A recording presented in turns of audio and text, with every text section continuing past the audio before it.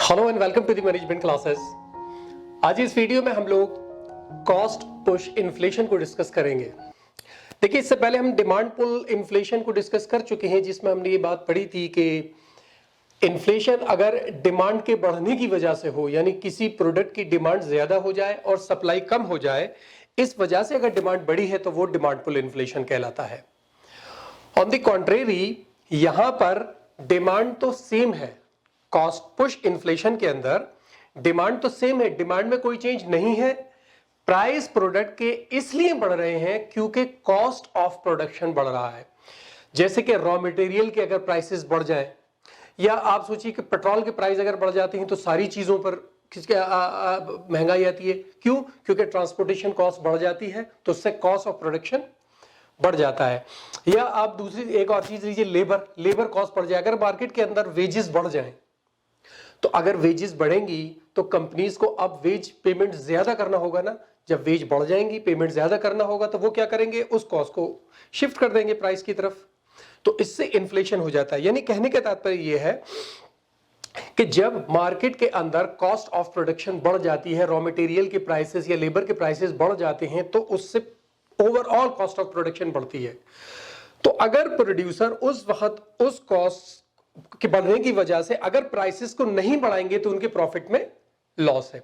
तो वो क्या करते हैं कि जितना इधर प्रोडक्शन कॉस्ट बढ़ी, उस कॉस्ट को वो प्राइसेस में बढ़ा देते हैं, और प्राइसेस में बढ़ने की वजह से उनका प्रॉफिट सिक्योर हो जाता है, लेकिन लोगों के लिए प्रोडक्ट महंगा हो जाता है। ठीक है, और ये जाहिर है एग्रीगेट डिमांड की पूरी कंडीशन में होता है। यहां पर सप्लाई कम हो जाएगी। सप्लाई कैसे कम होगी कि जब कॉस्ट किसी भी चीज की, आपको पता है लॉ ऑफ डिमांड है कि अगर प्राइस बढ़ जाते हैं तो कम होती है, डिमांड कम हो जाती है। इसी तरीके से अगर कॉस्ट ऑफ प्रोडक्शन बढ़ जाती है तो कुछ हद तक प्रोडक्शन भी कम कर दिया जाता है। प्रोडक्शन कम हो जाएगा हल्का सा कॉस्ट बढ़ने की वजह से, लेकिन डिमांड वहीं के वहीं है। डिमांड तो उतनी है जितनी थी, लेकिन कॉस्ट बढ़ने की वजह से एक तो सप्लाई कम हो रही है, और दूसरे वो जो प्रोड्यूसर जिनके पास ये प्रोडक्ट बना रहे हैं, जिसके रॉ मटेरियल की कॉस्ट बढ़ी है, वो अपनी इंक्रीज कॉस्ट को शिफ्ट कर देंगे प्राइस की तरफ। तो उस हिसाब से मार्केट के अंदर इन्फ्लेशन बहुत तेजी से बढ़ जाता है। ठीक है, और ये कॉस्ट पुश इन्फ्लेशन जो है, ये इकोनॉमिक ग्रोथ को भी हैमर करता है, मतलब इकोनॉमिक ग्रोथ को भी कम करता है। ये माना जाता है कि कॉस्ट ऑफ लिविंग घटता है इससे, स्टैंडर्ड ऑफ लिविंग इससे घटता है, लेकिन ये टेम्परेरी होता है। उसके कुछ टाइम बाद जैसे ये सब रेक्टिफिकेशन स्टार्ट होता है, तो सारी चीजें फिर से वापस सही हो जाती हैं। ठीक है, अच्छा, ये जो कॉस्ट पुश इन्फ्लेशन है, ये कंज्यूमर की परचेजिंग पावर भी कम कर देता है। होगा कैसे परचेजिंग पावर कम होगी? एक जगह मैंने कोई एक प्रोडक्ट खरीदा, ठीक है, उसमें मुझे 80 रुपीज देने पड़े। कल कॉस्ट बढ़ने की वजह से उस प्रोडक्ट के प्राइस बढ़ गए और अब मैंने 100 पे किए, लेकिन मेरी इनकम नहीं बढ़ी है।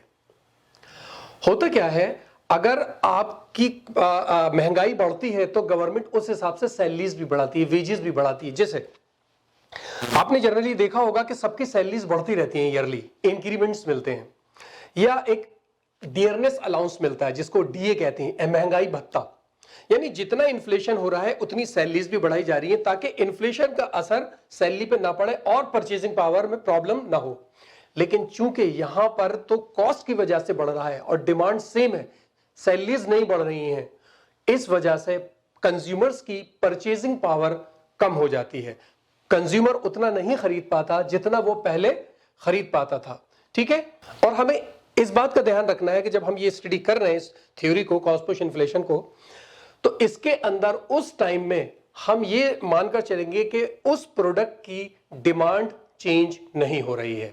क्योंकि मान लीजिए अगर हम डिमांड भी चेंज कर दें, हम कहेंगे साहब वो कॉस्ट ऑफ प्रोडक्शन बढ़ गई, उससे प्राइस बढ़ गए हैं और किसी और वजह से उसकी डिमांड भी चेंज हो रही है, तो फिर ये थ्योरी काम नहीं करेगी। हमें ये मानकर चलना है कि जब हम ये स्टडी कर रहे हैं उस वक्त उस प्रोडक्ट की डिमांड में कोई चेंज नहीं है, लोग जितनी डिमांड कर रहे थे उतनी ही कर रहे हैं।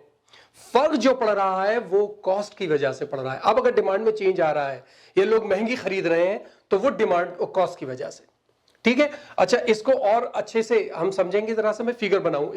तो फिगर में मैं आपको बताऊंगा कि किस तरीके से कॉस्ट के बढ़ने से इन्फ्लेशन होता है। ठीक है, ओके। तो मैंने फिगर बनाई है, आइए इससे देखते हैं कि किस तरीके से हमारे सप्लाई चेंज होने से इन्फ्लेशन होता है।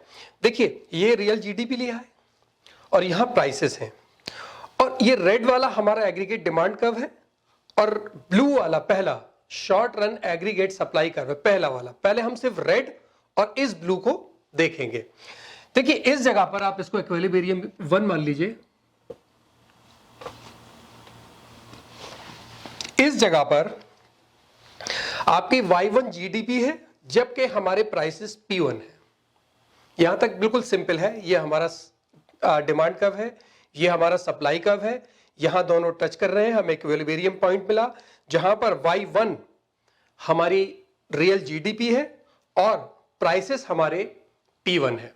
ठीक है, अब बात को समझिए कि अब हमारी सप्लाई चेंज हो रही है। देखिए, दो चीज आप पीछे जाकर आप देखिएगा, हम लोगों ने डिमांड और सप्लाई में जहां डिस्कस किया है, वहां हमने शिफ्ट इन सप्लाई कर्व भी डिस्कस किया है, मूव अलोंग द एक्सिस या फिर कर्व को शिफ्ट होना। अगर सप्लाई चेंज हो रही है due to the change in the prices, तो हम उसी कर्व पर चेंज करते हैं। लेकिन अगर सप्लाई चेंज हो रही है due to the factors other than the prices, अगर सप्लाई चेंज हो रही है कोई और फैक्टर्स की वजह से, प्राइस की वजह से नहीं। लॉ ऑफ सप्लाई कहता है कि प्राइस बढ़ेंगे सप्लाई भी बढ़ेगी, प्राइस घटेंगे सप्लाई भी घटेगी। ठीक है, लेकिन अगर सप्लाई चेंज हो रही है, प्राइस नहीं बदल रहे, प्राइस वही है, सप्लाई चेंज हो रही है किसी दूसरे फैक्टर्स की वजह से। यहां सप्लाई किस वजह से चेंज हो रही है? कॉस्ट ऑफ प्रोडक्शन की वजह से, सप्लाई की वजह से नहीं। कॉस्ट ऑफ प्रोडक्शन बढ़ने की वजह से हमारी सप्लाई भी घट जाती है, क्योंकि फैक्टर्स ऑफ प्रोडक्शन महंगे हो जाते हैं, जिसकी वजह से उनकी डिमांड कम हो जाती है और टोटल एग्रीगेट प्रोडक्शन घट जाता है।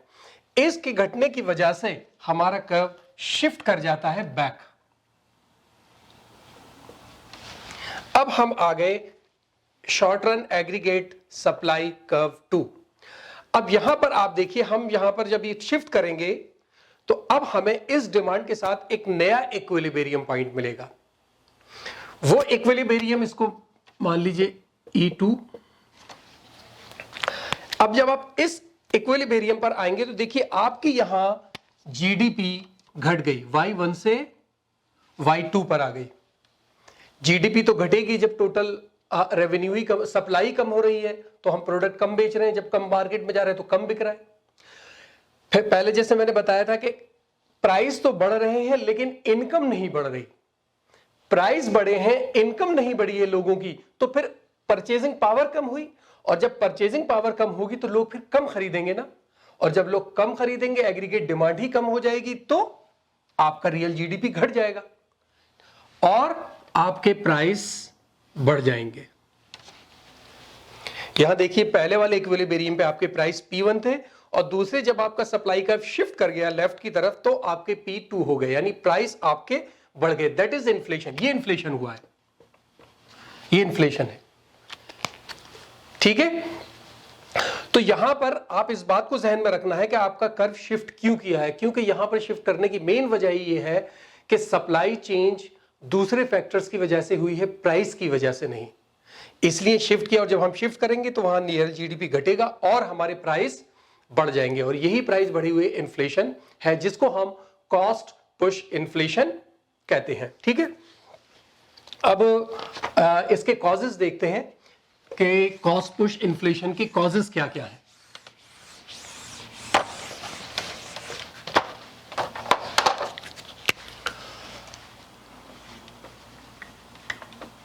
कॉजेस ऑफ, मैं शॉर्ट में लिख रहा हूं, कॉस्ट पुश इन्फ्लेशन। देखिए, सबसे पहला कॉज तो जो हम बार बार पढ़ रहे हैं वही है increase in the cost of inputs.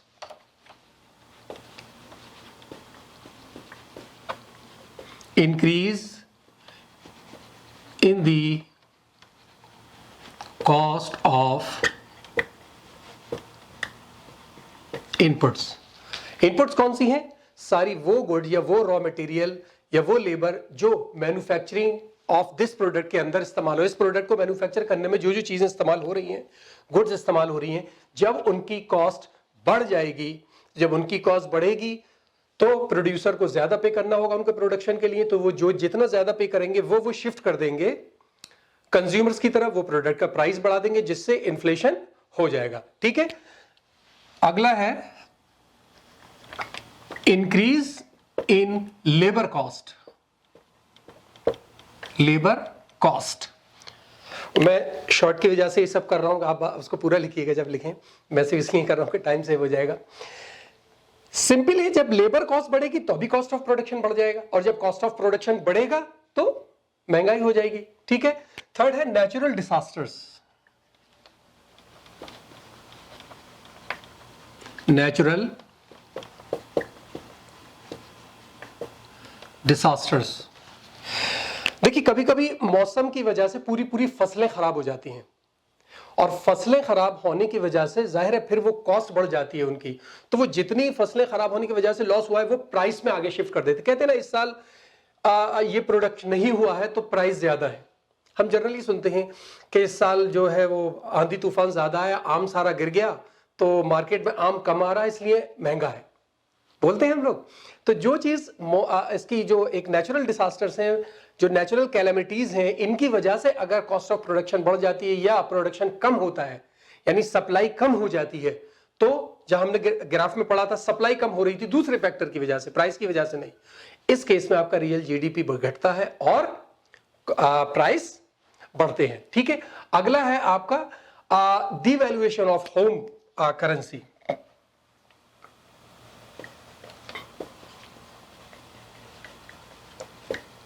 Devaluation of home, dollar की कीमत बढ़ गई, आपको अब ज्यादा पे करना पड़ रहा है, तो जाहिर है जो रॉ मटेरियल आप इंपोर्ट कर रहे थे 10 रुपए में, वो अब आप 15 रुपए में इंपोर्ट कर रहे हैं, तो कॉस्ट ऑफ लिविंग तो बढ़ गई ना। प्राइस कहीं भी किसी चीज के चेंज नहीं हुए, लेकिन आपको ज्यादा पे क्यों करना पड़ रहा है? सिर्फ करेंसी डिवैल्यूएशन की वजह से। पहले $1 के लिए आप 50 रुपए पे कर रहे थे, अब $1 के लिए आप 70 रुपए पे कर रहे हैं, तो आपको तो कॉस्ट बढ़ गई ना। इंटरनेशनल लेवल में मार्केट में उस प्रोडक्ट की कॉस्ट बढ़ी हो ना बढ़ी हो, आपके लिए बढ़ गई, तो जाहिर है वो कॉस्ट पर आप शिफ्ट कर देंगे प्राइसेस के ऊपर, और इस तरीके से इन्फ्लेशन होगा, जिसको हम कॉस्ट पुश इन्फ्लेशन कहेंगे। अगला है sudden change in the government. Sudden change in the government. अगर जल्दी में आपको अगर एक्सपेक्टेड है कि साहब इतने साल गवर्नमेंट अभी चलेगी तो ठीक है, लेकिन कभी कभी कुछ पॉलिटिकल इश्यूज इस तरह के हो जाते हैं कि सडन चेंज आ जाता है, इस चेंज की वजह से सप्लाई में चेंजेस आ जाते हैं। उस चेंज को जब आएगा, वो चेंज जब बढ़ेगा, क्योंकि उस इलेक्शन के टाइम में पैसा बहुत खर्च होता है, हम सुनते हैं इलेक्शन आ रहे हैं महंगाई बढ़ जाएगी, है, ये भी एक कॉस्ट पुश इन्फ्लेशन होता है। ठीक है, और दूसरा एक गवर्नमेंट रेगुलेशंस हैं या चेंज इन करंट लॉ है।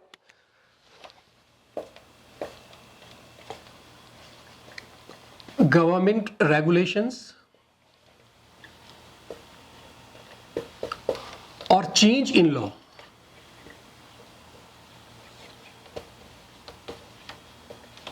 गवर्नमेंट ने कानून बदल दिए, या गवर्नमेंट ने पूरे सिस्टम ऑफ टैक्सेस को, इन सब चीजों को बदल दिया, उनकी पॉलिसीज चेंज कर दी। अगर ये पॉलिसीज या कानून बनने चेंज होने की वजह से अगर सप्लाई घटती है, उस वजह से भी जो इन्फ्लेशन होगा वो कॉस्ट पुश इन्फ्लेशन कहलाता है। और एक तो सिंपल है, इनडायरेक्ट टैक्सेस जो है हमारे, वैट जैसे, इंक्रीज इन वैट मान लीजिए इसको,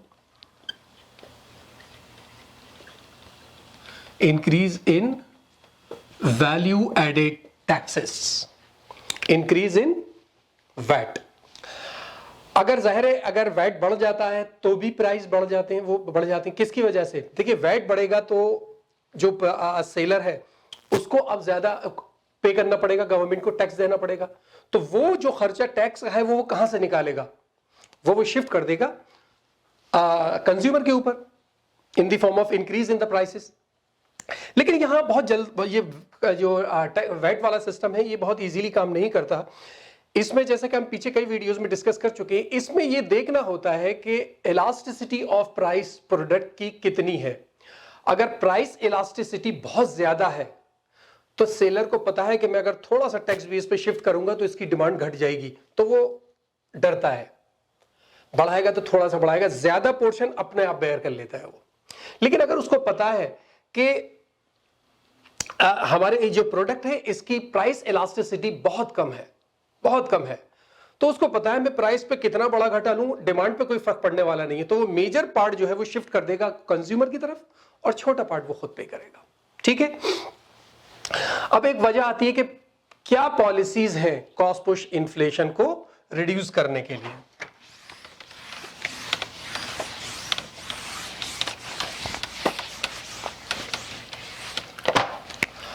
पॉलिसीज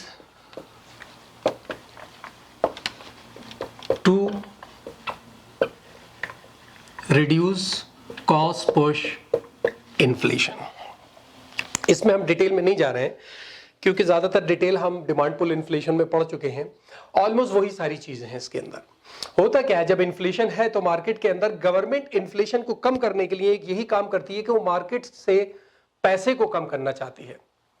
मार्केट में लोगों के पास अगर पैसा कम हो जाएगा तो फिर जाहिर है वो नहीं खरीदेंगे, जब चीज को नहीं खरीदेंगे तो उनकी डिमांड कम होगी, जब डिमांड कम होगी तो सेलर उनके प्राइसेस को घटा देंगे, तो वो फिस्कल पॉलिसी का यूज करते हैं, टैक्सेस बढ़ा देते हैं, गवर्नमेंट अपनी स्पेंडिंग कम कर लेती है जिससे कि मनी सप्लाई कम होती है, जो मॉनेटरी अथॉरिटीज होती हैं वो इंटरेस्ट रेट को बढ़ा देती हैं ताकि टेक होम मनी कम हो जाए, कॉस्ट ऑफ लिविंग बढ़ जाए। अच्छा, बैंक रेट बढ़ा दिए जाते हैं। बैंक रेट बढ़ाने से होता क्या है कि लोन्स जो है वो महंगे हो जाते हैं। जब लोन्स महंगे हो जाएंगे तो लोग लोन नहीं लेंगे और ज्यादा खर्च भी नहीं करेंगे। अगर इंटरेस्ट रेट कम रहता है तो लोग ज्यादा लोन लेते हैं, ज्यादा स्पेंडिंग करते हैं। तो ये सारी पॉलिसीज अपनाकर गवर्नमेंट किसी तरीके से कॉस्ट पुश इन्फ्लेशन को कम करना चाहती है। ठीक है, छोटी सी वीडियो है लेकिन बस एक आसान है, समझ में आ जाएगा आपको कि कॉस्ट पुश इन्फ्लेशन क्या होता है। इस वीडियो में इतना ही, मुझे उम्मीद है समझ में आया होगा। अगर कोई प्रॉब्लम हो तो मुझे कमेंट बॉक्स में बताइए। Thank you so much.